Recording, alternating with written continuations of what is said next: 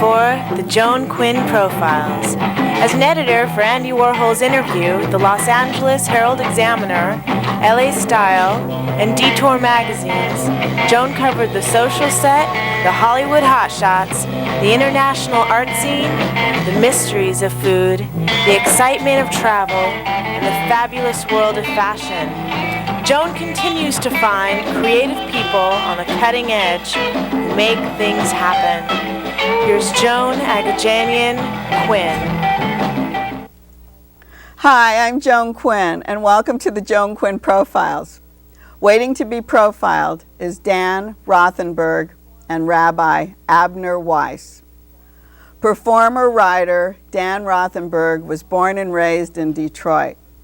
After going to Kalamazoo College, he went on to grad school, but left his psychology studies to take a detour to San Francisco. Why didn't you go to Hollywood or New York? Why did you go to San Francisco? I went to San Francisco because my best friend Justin was moving there, and I hadn't planned on going into show business or being a comedian. Oh, you weren't? Oh, I see. So I just moved up there. I figure it'd be a nice detour from college.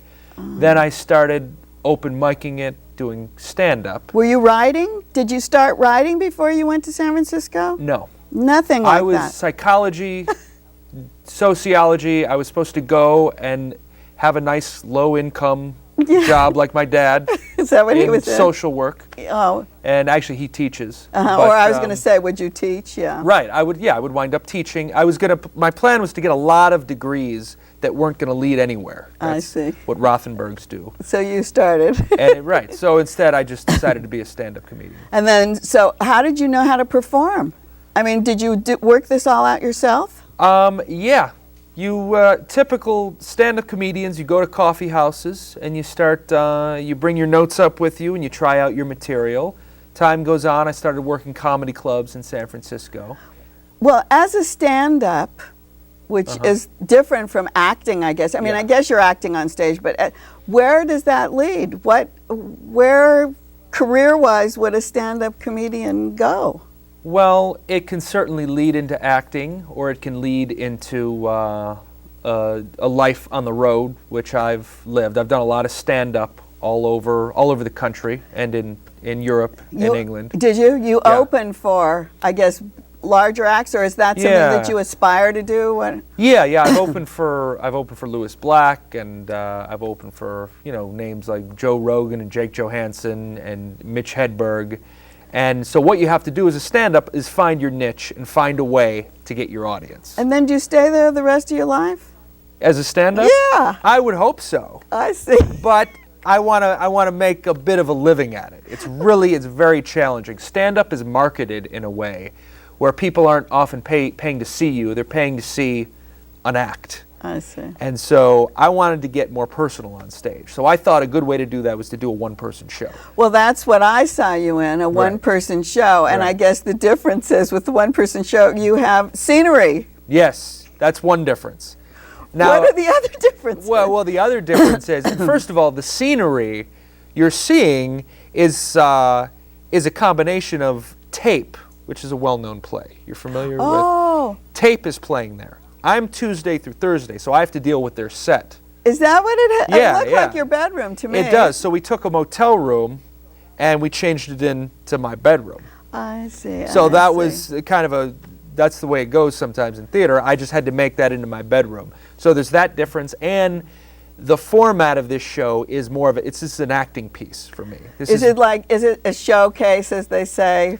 It's a part of it. It is a showcase, but my goal has been to make it into a good piece in and of itself. And if industry are interested, that is one goal of it. But I'm proud of it just as a one-person play. It's at the Theater Lounge, which is right that Hudson area where all the theaters are in Hollywood, and it's near Vine, and it's in a fabulous area.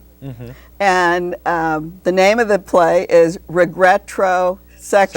Regretrosexual. It's hard to say. Yeah. It's hard to see. It's a long word. It's a long yet hopefully catchy word. And what is it about? It is about a guy who has just moved to Los Angeles. He's met the girl he loves. He wants to marry. They get each other. It's the little quirky things. He has yet to tell her a small detail from his past, which was that at the age of about 22, he moved to San Francisco, and he dated men for about 3 years, to the point he actually identified as gay, to find that, shall we say, he didn't exactly swing that way. But it usually goes the other way. I know. That's why my mom has had a heart attack. Yeah. And that's why I'm in comedy and doing this show. It usually goes the other way. But is it autobiographical? Yeah, it is autobiographical. And basically what happened was I was a young, impressionable guy, raised to be very open-minded, and I went to San Francisco, and this guy who I really admired as a person, and we spent time in college, he said to me, I like guys, and I thought, maybe I do too. I've always been open-minded, willing to try things, so I sort of followed him out of the closet. And to find that it just wasn't quite who I was. So now, here I am, the play begins, I have to tell this woman I love that for lack of a better phrase, I was gay.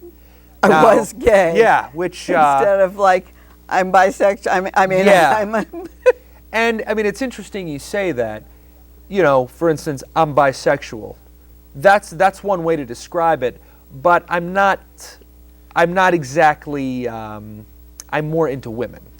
And I'm telling her this because it's a part of my past and something I'm proud of, and it's interesting, but that gives pause to a lot of women. They would think, okay, he's gay, or this is going to threaten my relationship. Right. And it really won't, but it is important for you to know this. So that's the bind I'm in. But I think the driving force, which is so great, and is the John Travolta emulation. Right, did you emulate John Travolta when you were in college? Did you think about that a lot? John Travolta has been my idol for since I was a kid. I was raised on Grease, Saturday Night Fever, and I just love, John Travolta is like my idol, right? So you did it. So you did it in your play. You added that. You put that in. So did you write the whole thing? Yeah, I wrote the whole thing. He serves as a vehicle in the play for me to, he's sort of my alter ego. Yeah. And he's saying to me, Dan, just be honest, just be a man. So my idea of a man is John Travolta, and I'm trying to be like him. And at the end of the play, he shows me the way. So I become John Travolta, and he tells the truth for better or for worse. So this play is about just being honest about what you did. It wasn't a bad thing. It was just what you did. Exactly. Unapologetically. Who picked the music? I picked the music. So, and the other thing, the lighting is so great. Oh, thank you. Who did the lighting, and how do you use the lighting? Because in one-person plays, you have to get that actor around the stage, either using lighting, music, you use music, different vehicles.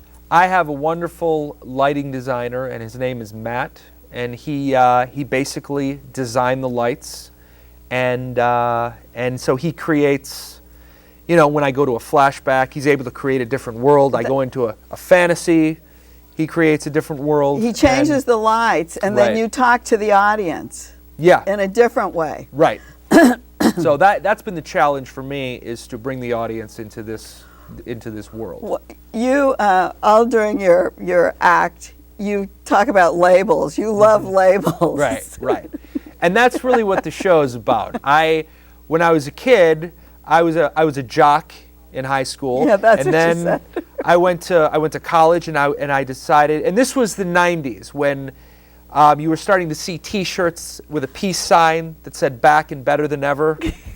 So we were all sort of these pseudo-suburban hippies, and I had schlocky bracelets I got from Morocco, and so I decided I was kind of a political activist. You kept changing your labels, though. Right. And I kept changing my label. Then I moved to San Francisco, and what's the coolest label in San Francisco? Gay. So you changed your label So the next again. thing you know, I'm right. And the show is actually not about sexuality. It's about labels and what we'll do to fit into a clique. I happen to go a little farther than a lot of guys would to fit into a clique. But it's basically, those are the underlying themes. You know, you talk about that and you talk about the comedy of it, but it all goes back to a lot of probably your psychology studies, because it is deeper underneath. We're laughing on the outside of the way you're acting. And even that Travolta thing, you know. What was one of the things you said about John in the play?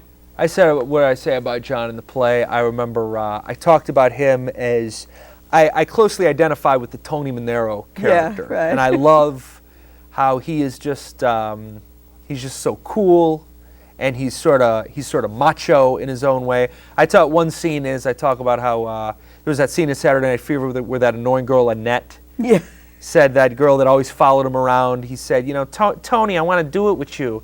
And he was like, you know what? We do it when I say. And I think that's, so he is the cool guy that I'm trying to live up to. And one other thing that I took away was explore and experiment.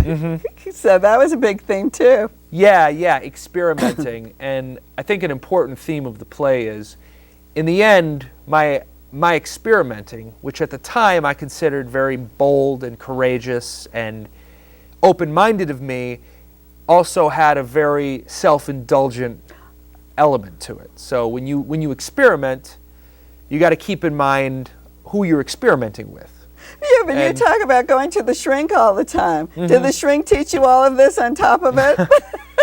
I remember, the shrink. So he brought out these things in you? Yeah. My shrink at the time was always saying to me, you know, I was talking about how with my shrink that I was gay and that I had an attraction for women, and I think my shrink was encouraging me to, well, if you have an attraction for women, why don't you go out with women? There's nothing wrong with that. And I was saying that's not what gay people do. Everybody thought I was gay, and I was a closeted straight guy. That's right. That's what it came down to. It's embarrassing. So that's regretsexual. Anyone. Right. If you have at any time in your life closeted straightness, you're regretsexual. You're regretro. Or anything else. Yeah. And you obviously told the girl, because you're married and living here, close to the theater. I'm married. Right. No, that doesn't say it all, but you actually probably told her what you wanted to tell her, and how the play doesn't tell us the ending. The play doesn't tell you that's true. So the play ends with me triumphantly deciding to tell her, for better or for worse. So the lead character, Dan, has decided, I'm just gonna be honest for once in my life. So that was a great thing. Yeah. Dan, thank you. Thank you. Thank you so much, Joan. It was really enjoyable. And don't go away, because we'll be right back with Rabbi Dr. Abner Weiss. Very interesting film.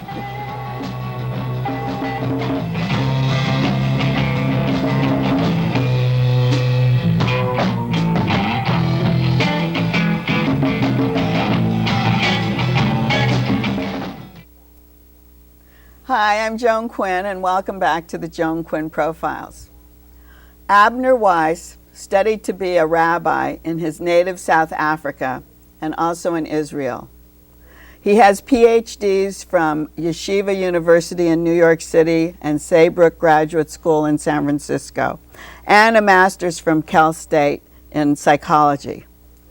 Dr. Weiss was the senior rabbi of Durban, South Africa, the Riverdale Jewish Center in New York, Beth Jacob Congregation in Beverly Hills, and the Western Marble Arch Synagogue in London. He lives in Los Angeles and is a rabbi at the Westwood Village Synagogue. He's here to tell us about Connecting with God, his new book, which is published by Bell Tower. You have such a distinguished background. Did you have a calling to the service, Rabbi? I think I did. In fact, I describe it in the book. The last chapter of the book deals with discovering your calling. And it's quite a funny story, actually. I was convinced that I was going to be an attorney. Oh. You know, I won the debating prize. I got the speaker's prize. And they used to have an aptitude test system in South Africa. And I looked at the aptitude test and I figured out how you had to answer in order to show that you're going to be a lawyer. And it came in and they said, you need to be a lawyer. And when I was interviewed by the guy, he said, have you ever thought about the ministry? I said, ministry? Are you nuts? Really? I didn't have a religious background or anything like that. And into my senior year at college, the professor of Hebrew, who was also the chief rabbi, said, and what are you going to do when you leave this place? And without thinking, I said, I'm going to be a rabbi. You're kidding. And he said, but you don't know anything. I said, well, maybe you can teach me. You know, that was your calling, though. That was my For you to just blurt it out like just that. Just came right out. Yeah. Oh, yeah. So this kind of probably has been in the background all this time, because Kabbalah has this sense of mysticism about it. And mission and calling and connection. You say the book is called Connecting to God, Ancient Kabbalah. Is there a difference? I mean, is it all ancient Kabbalah? That's a very interesting question, Joan. Kabbalah is a tradition, a mystical tradition that goes back 3,000 years. Oh, it does. But it's a developing tradition. In other words, it didn't stop developing, and it's gone on developing. So when I speak about ancient Kabbalah, I think that I chose that as a counterbalance to modern psychology. But its roots are ancient, and its relevance is contemporary.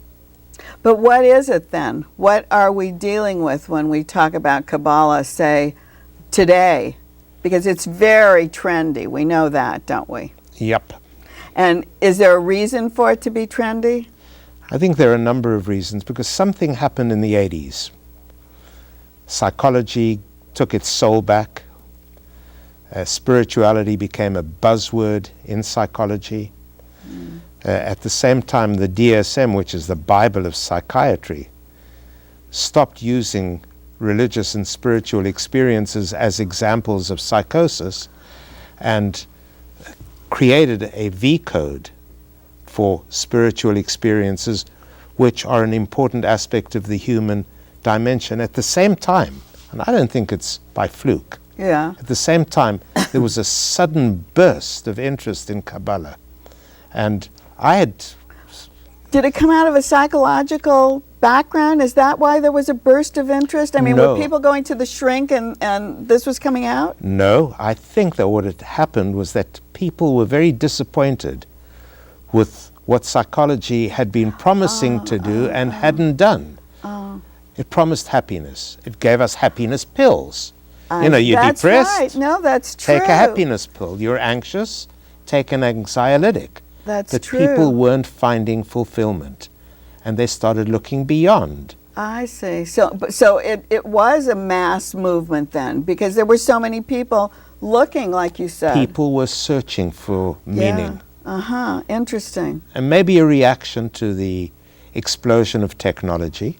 But nothing. But it's always been there. It's always been there, and it was always a kind of elitist thing. But you know something, Oh, Joan? it was elitist. But it was predicted, like 2,000 years ago, that when there was an explosion of human knowledge, there would be an explosion of interest in this secret way of connecting with God. I see. And So it is like a secret way of connecting with God. It's your own secret way then. it's the Jewish secret way. But Only Jewish secret way? Because everyone... Oh, yeah. You don't have to be Jewish, but the tradition was developed within Judaism. I see. I got it. I got Right. it. So anyone can do it, but the Jews had the key to it. Well, it's part of Jewish religious literature. I see. And Well, why has you started studying it in the 60s? Right. Why isn't it part of what you study when you go to temple? now, very interesting, because we're very rational people. We're too rational. You know, we've denied that part of our brain, which is intuitive and creative. And if you couldn't prove things, you didn't talk about them. Oh, I see. You know, when I grew up, I didn't hear the word God coming from a pulpit. I was just going to say, well, we have to believe in God, and Right, we can't prove that. Right, So but the rabbis didn't speak about it. It wasn't rational enough. And this part of the tradition was swept under the carpet. Oh, that's very interesting. But it's being reclaimed. Rabbinical schools are now giving courses in it. Oh, they are. Not when I studied. But it's like when a celebrity takes hold of it and you see this holy water and red, red wool. Red things. What is that all? Is that all a part of it? No. It's not. No. Kabbalah was never entrepreneurial. None of the great masters ever sold water or red strings or T-shirts. Well, do you think that just went along with it to make it, because it was popular, so they just started the commercialism? It became commercialized in one particular sector. Does that mean that that is all bad? No. I look at Madonna and I see that there have been great changes that have happened to her. She has transformed. But then I look at some other people and I ask myself, why is it that they're wearing this red string? They don't seem to be wearing much else. That's right. So that's true. It's the quick fix. But it's like back to what we were talking about in the psychology, searching for happiness. A red band is going to make you happy? You have to study it deeper than that, That's right? right. There aren't quick fixes. And it's deep study, and it's years of study. And it's exercising your soul. It's meditating. But what do you actually teach? You're a family therapist as well. And does this help in family relationships? Oh, enormously. Do you know, Joan, when I saw this spiritualization of psychology and people like Ken Wilber writing about Buddhist psychology, I began to ask myself, what about our tradition? I looked into the Kabbalah and the aha. It was there all the time. It was staring me in the face. There was a fully developed psychological system which helps account for functional and dysfunctional ways of thinking and feeling and relating to other people and being in the world. Is it like the Torah? Or is it a part of the Torah? It's an aspect of the Torah. It is an aspect. Oh, yeah. But I did some workshops with a partner who unfortunately deceased, and we had amazing results. People who hadn't been able to solve their hang-ups and who felt inauthentic and who couldn't make commitments came to these workshops, and with some follow-up, they got better. Then I tried this in my practice. And I found that combining clinical approaches with Kabbalistic approaches, people were healing. And this is how the book was born. But what do you teach? What would you teach in a workshop? I speak about the principles of healing. Those are the energy centers, how you block them. Uh-huh. We block them with our mind? We block them with our mind. Okay. We block them with our defenses. Yes, okay. So you try to open those things. So we try and open them up psychologically. I see. And also we speak about past life regressions you do. and That's where the experiences. mysticism comes in. That's then. part of mysticism is really a yearning to connect with God. In the East, God connection or God union is called yoga. In the West, it's called dveikut, which means cleaving to God, sticking to God. But it's the same principle. And yes, this isn't the only shot you have. You're going to be back, Joan. And I'm going to be back. So it is a belief in reincarnation. Reincarnation. Oh, yeah. And it's very real. And I've actually regressed some of my patients. But so would the Hindus study that? Because they believe Hindus in do that, the right? same. Oh, yeah. Most mystical, this is universal. This is Most mystic traditions believe in reincarnation. You know, when I first discovered this in Judaism, I had known instinctively that it was true, that it was there. But I first read Yogananda, and I read everything that I could find on Buddhism, and suddenly I said, hey, do we believe in this also?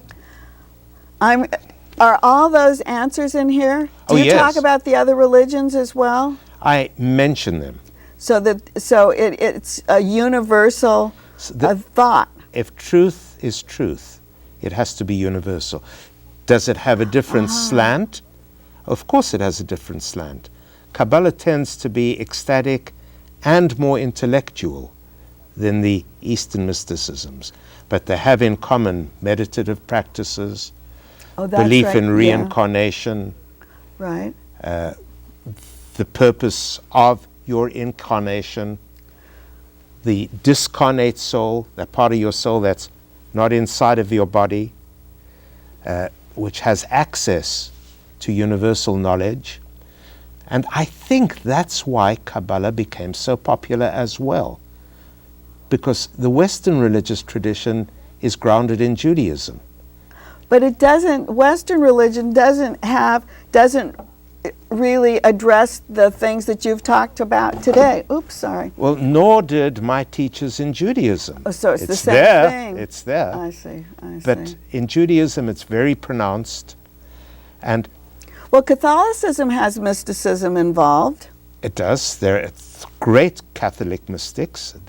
And the Beatitudes were a mystical articulation.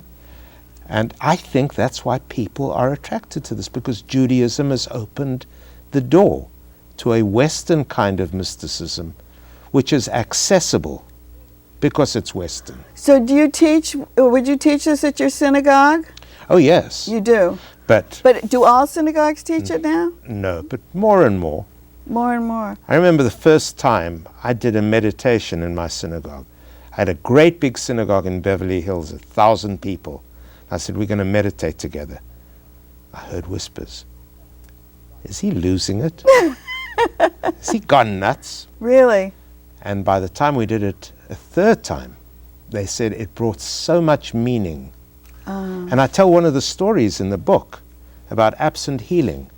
Here I got all these Beverly Hills successful people to stand up and to focus on one member of the synagogue who was in deep coma. Oh, that's great. And at the moment that we prayed, he woke out of his coma. Oh, that's brilliant. And this happened a number of times. That sends chills. Oh. And that's what makes you have to believe with yeah. the strength of it.